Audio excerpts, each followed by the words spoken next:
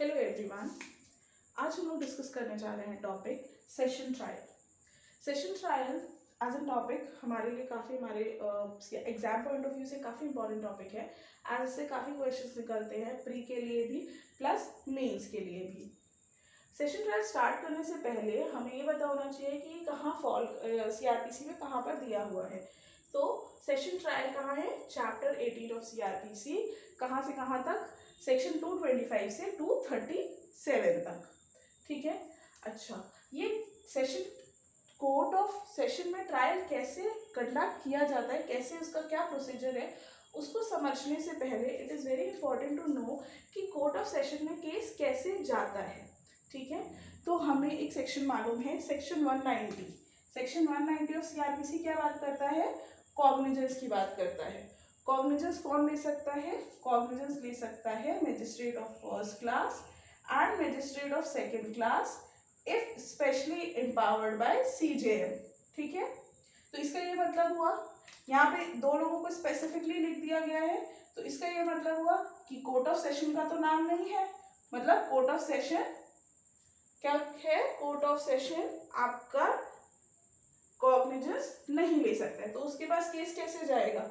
उसके पास केस जाएगा through committal. ठीक है। अब कमिटल कहाँ होता है? कमिटल दो सेक्शंस में होता है। पहला है 209 और दूसरा है 323। 209 जो है सेक्शन, वो एक मैंडेटरी प्रोविजन है।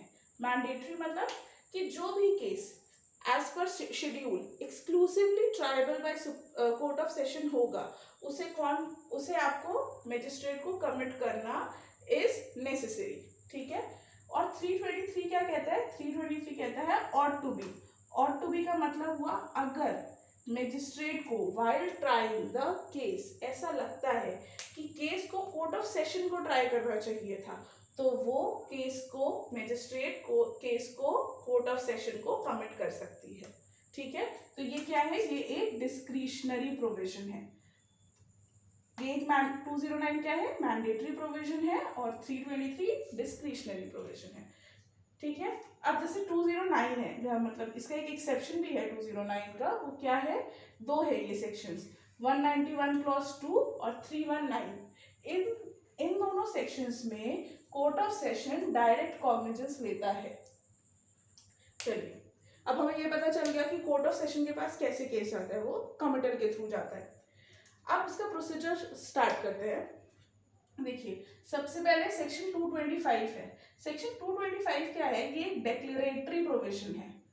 ये क्या डिक्लेयर कर रहा है कि जब भी कोर्ट ऑफ सेशन में कोई ट्रायल कंडक्ट किया जाएगा तो वो हमेशा कौन करेगा? पब्लिक प्रोसिक्यूटर करेगा। ठीक है। अब पब्लिक प्रोसिक्यूटर कहाँ दिया हुआ है? 2U में दिया हुआ है। इसके अलावा इससे रिलेटेड सेक्शन हमें कहाँ पता है? 24, 24, 25 एंड 25A। अब ये सारे जो है ना, ये सब आपके प्री के क्वेश्चंस है। ठीक है। उसके बाद क्या है? जब यहाँ पे हमें एक डिक्लेरेशन मिल गया कि पब्लिक प्रोसिक्यूटर करेगा। अब नेक्स्ट क्या चलते हैं? नेक्स्ट है सेक्शन 226। ये क्या बोलते हैं? Opening case for prosecution. मतलब जब भी अक्यूज्ड को कोर्ट के सामने लाया जाएगा या वो अपीयर होता है, तब क्या करेगा? प्रोसिक्यूशन जो है वो on the basis of all the evidences, documents, charges बताएगा। वो किस लिए, वो किन चार्जेस के लिए चाहता है कि कोर्ट अक्यूज को ट्राई करे। ठीक है। वो यहाँ पे चार्जेस को डिस्क्राइब करेगा। ठीक है। यहाँ पर चार्जेस डिस्क्राइब हो जाएंगे, सब कुछ सब बता देगा कि ये मतलब जो भी मटेरियल्स इकट्ठे हुए होंगे इन्वेस्टिगेशन के टाइम पे, उनके बेसिस पे वो चार्जेस को बता देगा। ठीक है। इसके बाद क्या होगा? 227 में कोर्ट के पास एक डिस्क्रिशन आता है। वो क्या है कि अगर यहाँ पे जो चार्जेस दिए गए या जो मटेरियल सब्सटेंस दिया गया है, उनको देखकर कोर्ट को ऐसा लगता है कि कोई सब्सटैंशियल ऑफेंस नहीं बना या कोई प्राइमा फेसाई केस नहीं बन रहा है, तो वो क्या करेगा? वो कोर्ट डिस्चार्ज कर देगा अक्यूज्ड को। ठीक है। और इसके साथ ही वो रिकॉर्ड करेगा रीजन। अब डिस्चार्ज देखिए, यहाँ में हमेशा समझने वाली बात है कि डिस्चार्ज क्या होता है? जब भी फ्रेमिंग ऑफ चार्ज फ्रेम के पहले हम अक्यूज्ड को छोड़ देते हैं, कोर्ट अक्यूज को छोड़ देता है तो वो क्या होता है, डिस्चार्ज। लेकिन अभी यही चार्ज फ्रेम हो जाए और उसके बाद अक्यूज को रिलीज किया जाए तब क्या बन जाएगा, अक्विटल। आई होप अगर देखिए अगर यहाँ डिस्चार्ज हो जाता है तो हमें आगे की प्रोसेस की जरूरत ही नहीं है, क्योंकि यहाँ पे तो अक्यूज छूट गया, अब आगे हमें चलने की जरूरत नहीं है। लेकिन अगर 227 में अक्यूज डिस्चार्ज नहीं होता है तब आगे क्या होगा, 228 में होगा फ्रेमिंग ऑफ चार्जेस।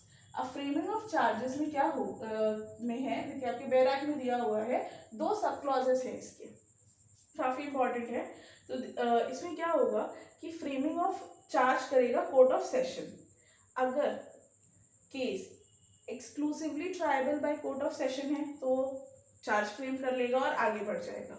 लेकिन यहाँ पे मजिस्ट्रेट को तो लगा था कि exclusively tribal bye court of session है, लेकिन जब मैं कोर्ट ऑफ सेशन के पास केस गया तब उन्हें लगा कि नहीं, ये हमें ट्राई नहीं करना चाहिए। तो वो क्या करेगा, कोर्ट ऑफ सेशन केस को रिमांड बैक कर देगा। रिमांड बैक किसके पास, इधर सीजेएम के पास या जुडिशियल मजिस्ट्रेट फर्स्ट क्लास के पास। ठीक है, यहाँ पे भी इसके पास 2 ऑप्शंस होते हैं, वो या तो चार्ज फ्रेम कर अपने पास चार्ज फ्रेम कर ले और उसके बाद रिमांड बैक कर दे, या फिर बिना चार्ज फ्रेम किए रिमांड बैक कर दे। अगर बिना चार्ज फ्रेम किए रिमांड बैक किया तब फिर जो सीजेएम है या जेएमआईसी है उन्हें चार्ज फ्रेम करना पड़ेगा। ठीक है, अब देखिए आपके एक बहुत इंपॉर्टेंट प्री का क्वेश्चन बनता है, वो ये है कि जब रिमांड बैक होगा तो सीजेएम और जेएमआईसी उस केस को कैसे ट्राई करेंगे, वो केस को ट्राई करेंगे एज अ वारंट केस, मतलब वारंट ट्रायल चलेगा और वो किस पर इंस्टीट्यूट होना चाहिए, समझा जाएगा कि वो पुलिस रिपोर्ट पर इंस्टीट्यूट किया गया है। ठीक है, अच्छा चलिए, ये तो यहाँ पे अगर नॉट ट्राइबल है वापस चला गया तो ये आगे का प्रोसीजर ही खत्म हो जाएगा। लेकिन अगर कोर्ट डिसाइड करता है नहीं ये exclusively triable by court of session है तो हम आगे का स्टेप लेंगे, that is plea of guilt. Section 229 जो है वो बताता है plea of guilt. Plea of guilt का मतलब कि अक्यूज से पूछा जाएगा क्या वो जो भी चार्जेस यहाँ पे बताए गए हैं उनको उनसे अग्री करता है। तो या अगर अक्यूज अग्री करता है तो कोर्ट के पास डिस्क्रिशन है कि वो उसे कन्विक्ट कर दे। ठीक है, देखिए प्ली ऑफ गिल्ट का ये मतलब नहीं होता है कि कोर्ट को अब अक्यूज को कन्विक्ट ही करना पड़ेगा या अक्यूज ने अपने सारे जो भी चार्जेस यहाँ लगाए गए हैं उन चार्जेस को एक्सेप्ट कर लिया, नहीं। प्ली ऑफ गिल्ट का ये मतलब होता है कि अक्यूज जो है वो किसी भी तरह का डिफेंस नहीं लेना चाहता है। ठीक है, तो इसमें क्या होगा कि कोर्ट प्ली ऑफ गिल्ट के टाइम पर देखेगा कि क्या प्रोसिक्यूशन के एविडेंस इनफ है, सफिशिएंट है टू कन्विक्ट द अक्यूज। अगर सफिशिएंट होंगे तो वो अक्यूज को कन्विक्ट कर देगा कोर्ट। अगर सफिशिएंट नहीं है तो ट्रायल कंडक्ट कर सकता है, या जो है जैसे भी अगर वो कन्विक्ट करता है तो आप आगे कन्विक्ट कर देंगे तो उसके बाद हम लोग इधर जजमेंट वगैरह पे चले जाएंगे। अगर वो कन्विक्ट नहीं करता है, ट्रायल कंडक्ट करता है, तो हम ट्रायल फिर से पूरा एग्जामिनेशन करेंगे, पूरा प्रोसीजर के थ्रू चलेंगे। तो ये हमेशा याद रखिएगा कि प्ली ऑफ गिल्ट जो होती है वो अगर की गई है तो ये मैंडेटरी है कोर्ट के लिए रिकॉर्ड करना, लेकिन इस पे कन्विक्शन करना ये हमेशा डिस्क्रिशनरी होता है। ठीक है, तो अगर प्ली ऑफ गिल्ट पे कन्विक्ट कर दिया तो केस यहीं पे खत्म हो जाएगा, हम सीधा जजमेंट पे आ जाएंगे। लेकिन अगर यहाँ पे कोर्ट ने प्ली ऑफ गिल्ट पर कन्विक्ट नहीं किया है तो हम क्या करेंगे, हम आएंगे सेक्शन 230 पर। मतलब कोर्ट फिर फिक्स करेगा डेट फॉर प्रोसिक्यूशन एविडेंस। मतलब प्रोसिक्यूशन को वो बोलेगा कि आप सारे एविडेंसेस लेके आओ, इसके लिए वो समन्स इशू करेगा, विटनेसेस को बुलाएगा, ये सारी चीजें। जो डेट 231 में जो डेट फिक्स हुई है उस पर एविडेंसेस लिए जाएंगे। एविडेंस में क्या चीज़ है कि आप यहाँ पे वो आप examination, cross examination, re examination होगा। इसके अलावा अगर कोर्ट चाहे तो किसी भी पर्टिकुलर विटनेस के जो टेस्टिमनी है उसे डिफर कर सकते हैं। डिफर करना मतलब उसे बाद में ले सकता है और उससे पहले किसी और की टेस्टिमनी ले ले। तो यहाँ पर ये प्रोसेस होगा जो हम लोग पढ़ते हैं एविडेंस एक्ट में। ठीक है, अब 231 के बाद देखिए 231 के बाद हमारे बैराक में क्या लिखा हुआ है, 232 अक्विटल। अगर कोर्ट को प्रोसिक्यूशन के एविडेंसेस लेने के बाद ये लगता है कि कोई प्राइमा फेसाई केस नहीं बना, सब्सटैंशियल ऑफेंस नहीं बना, या अक्यूज किसी भी तरह से लाइबल नहीं हो सकता है किसी भी चार्ज के लिए, तो वो अक्विट कर देगा। लेकिन जब आप इस अक्विटल पॉइंट को पढ़ेंगे ना, तब आपको ये उसमें लिखा होगा, उसमें लिखा हुआ है कि हम लोग एविडेंस ऑफ प्रोसिक्यूशन देखेंगे प्लस एग्जामिनेशन ऑफ अक्यूज्ड करेंगे, ठीक है। लेकिन अब आपने देखा होगा पूरे प्रोसेस में कहीं भी अक्यूज का एग्जामिनेशन तो नहीं हुआ है, तो ये एग्जामिनेशन ऑफ अक्यूज कहाँ होता है, वो होता है सेक्शन 313 में, ठीक है। सेक्शन 313 जो है ये एक मैंडेटरी प्रोविजन है, इसके दो क्लॉजेस हैं, जिसका पहला पार्ट डिस्क्रिशनरी है और सेकेंड पार्ट जो है वो मैंडेटरी है, जो कहता है कि after the evidence of prosecution it shall be, मतलब ये मैंडेटरी है कोर्ट के लिए कि वो एक्यूज्ड को एग्जामिन करे, ठीक है। ये जो एग्जामिनेशन होता है ये विदाउट ओथ होता है, इसमें ओथ नहीं ली जाती है।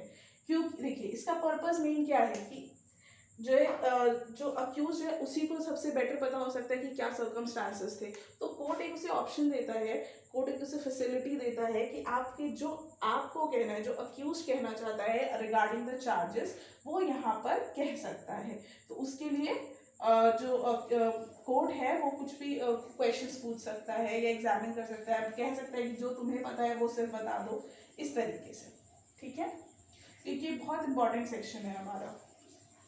अगर ये इन दोनों सेक्शंस को कंबाइन हम पढ़कर, ठीक है, अगर लगता है कि कोई प्राइमा फेसाई केस नहीं है, कोई सब्सटैंशियल ऑफेंस नहीं है, कोई चार्ज फ्रेम नहीं हो रहा है, तो कोर्ट क्या कर देगा, अक्विट कर देगा, ठीक है। अगर 232 में अक्विटल नहीं हुआ पर्सन का तो क्या होगा, तो जाएंगे डिफेंस की ओर।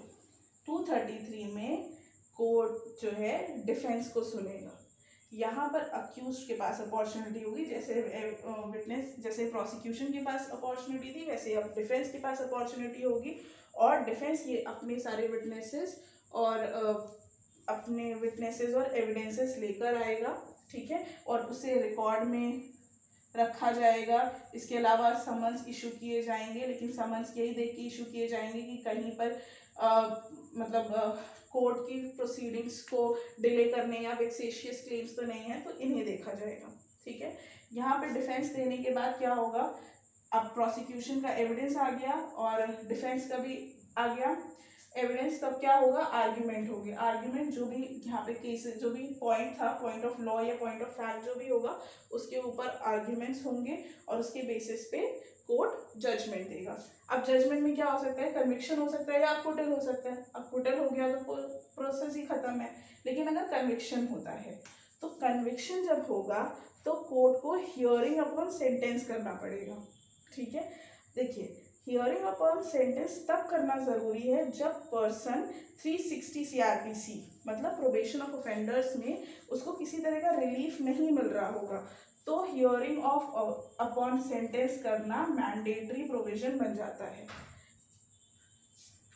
तो यहाँ पर क्या होगा, जजमेंट के टाइम में अगर कन्विक्शन हुआ तो हियरिंग अपॉन सेंटेंस होगा।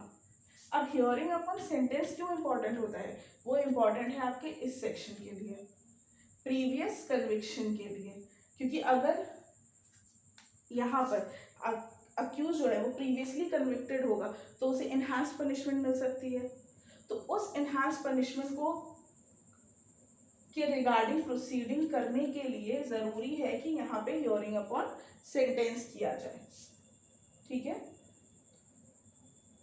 प्लस इसमें यही चीज़ है कि अगर प्रीवियस कन्विक्शन है तो प्रीवियस कन्विक्शन में हम कभी, जब तक हियरिंग अपॉन सेंटेंस नहीं, जब तक ये जजमेंट में कन्विक्शन नहीं हो जाएगा, हियरिंग अपॉन सेंटेंस नहीं हो जाएगी, तब तक हम कभी भी प्रीवियस कन्विक्शन का टॉपिक, प्रोसिक्यूशन प्रीवियस कन्विक्शन का टॉपिक नहीं रेज कर सकता है कहीं पर भी। उसके लिए ज़रूरी है कि या तो यहाँ पे पर्सन को कन्विक्ट होना चाहिए या यहाँ पे कन्विक्ट होना चाहिए, अनलेस एंड अनटिल ये दोनों जगह पे पर्सन कन्विक्ट नहीं होगा, हम इनहांस पनिशमेंट के लिए मतलब हम प्रीवियस कन्विक्शन को बेसिस नहीं बना सकते हैं। आई होप आप लोगों को ये समझ में आया होगा सेशन ट्रायल। सी ये लिखा 237 तक है, पर 237 जो है ना वो प्रोसेस है किसका, 199 क्लॉज 2 का, कि वहाँ पे कैसे प्रोसीडिंग शुरू होंगी। तो बेसिकली सेशंस ट्रायल जो है वो चलता सिर्फ 236 तक है। ये पूरा होल प्रोसेस जो है अगर सेशन ट्रायल कंडक्ट करेंगे हम, जिसमें हम 199 क्लॉज 2 को नहीं लेंगे, तब ये सिर्फ 236 तक ही लिमिटेड है। आई होप आप लोगों को ये टॉपिक समझ में आया होगा और ये आपके लिए काफ़ी बेनिफिशियल रहा होगा। Thank you.